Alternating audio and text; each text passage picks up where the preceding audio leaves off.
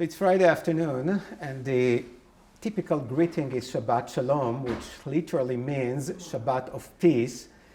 But it seems like peace is the last thing that we have in the world. We're all devastated as we follow the news about the Russian invasion to Ukraine. But for you, Ed and Leah, Ukraine is not just a geopolitical event, it's personal. It's a huge part of your life. That's for sure. Can you tell us a little bit more about your connection to Ukraine? Tikva is a Jewish orphanage and school in Odessa, Ukraine. My wife Leah and I have been involved with it for 22 years, and we've seen it become the largest orphanage and school in Ukraine for Jewish children.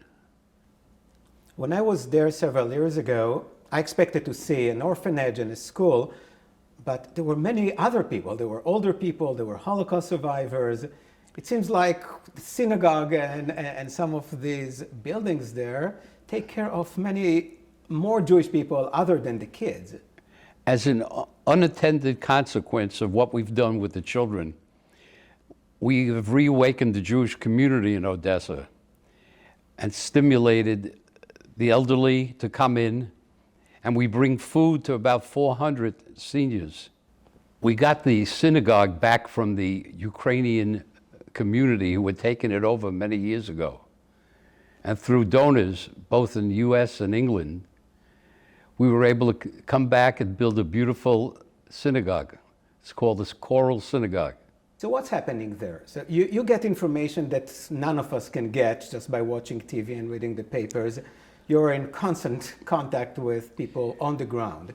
Well, we have been preparing for the worst for the last month. And we never thought the worst was going to happen.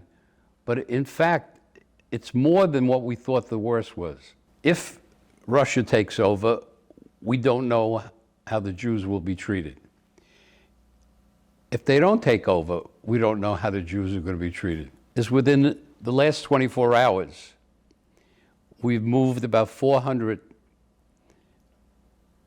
of our people out of the country. And starting about 8 o'clock our time here, we have 8 busloads of children with food, refrigerated and otherwise, that we're moving out of the country as we speak here on Friday afternoon. Wow.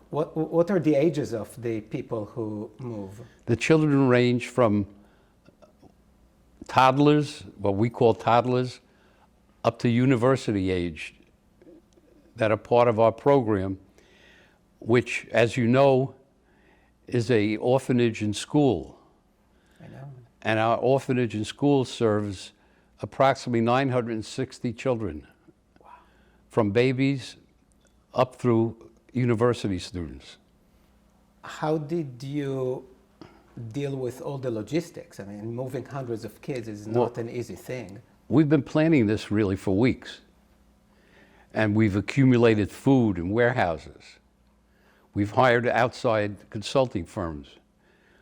We've accumulated as much fuel as we could, because we knew we'd have to move.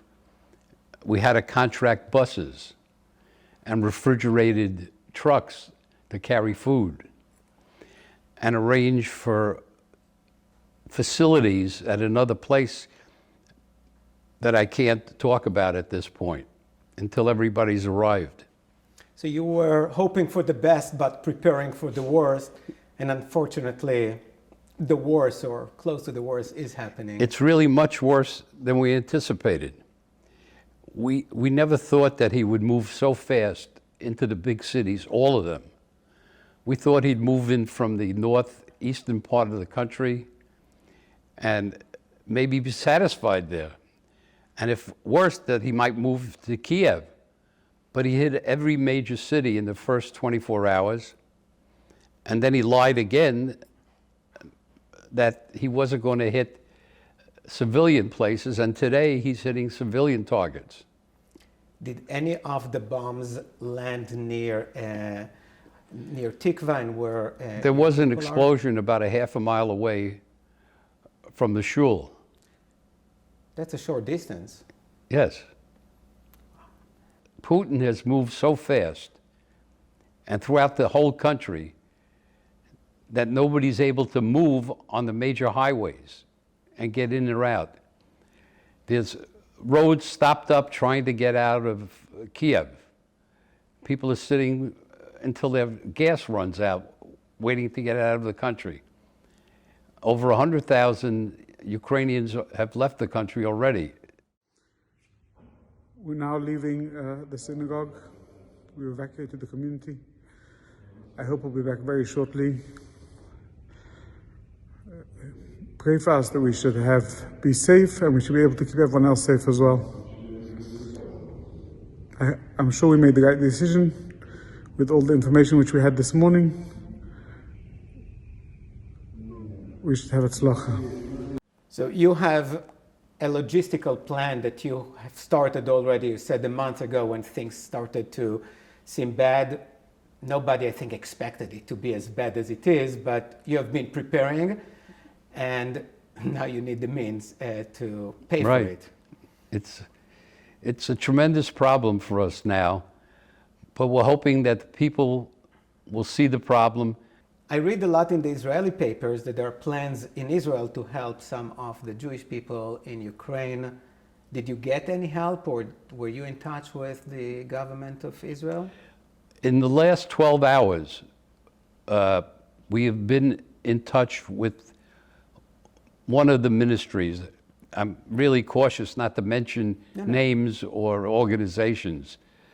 But for the first time, we see a possibility of getting some help there. Not so much financial as logistical.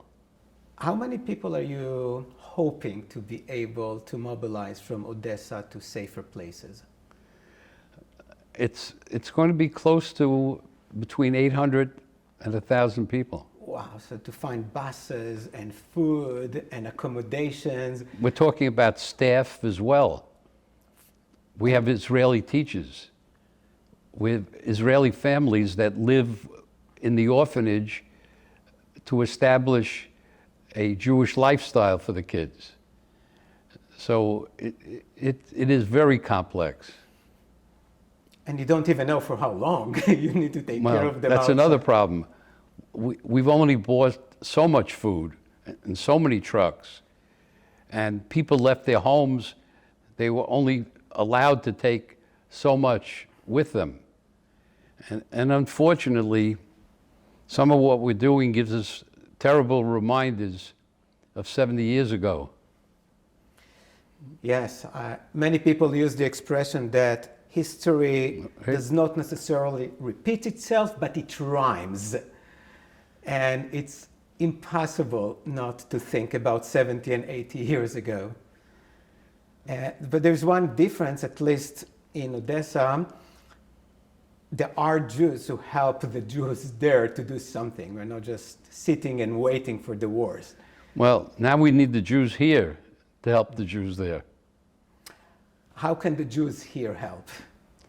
Well, obviously, nobody's going to go over there and help the buses. The obvious is we need money, and we need money quickly, and we need people to be generous. We're already finding a lot of generous people, but we have no idea what the cost of this is going to end up being, because everything now has increased. If you want to talk about inflation, it's unbelievable. And we don't know what the money is going to be in Ukraine when the time is to go back. We don't know if it's going to be rubles. And this is really saving people's lives. This is definitely saving people's lives. There isn't a greater mitzvah than that. This is not, just something for a blackboard or a computer. This is not a luxury item here. No, this is life. And it must be done now, because it's not something you can do in 2 weeks. For sure. We don't know what's happening tomorrow. Thank you very much, Ed. I want to thank you for giving me this opportunity to tell the story of Tikva in the Ukraine. Yeah, our hearts is with them, but I know you need more than just prayers that we will have and thoughts, but other means in which to take care of these children and everyone else. And hopefully they will be able to go back soon to this beautiful place that you created for them in Odessa and revive this beautiful Jewish community.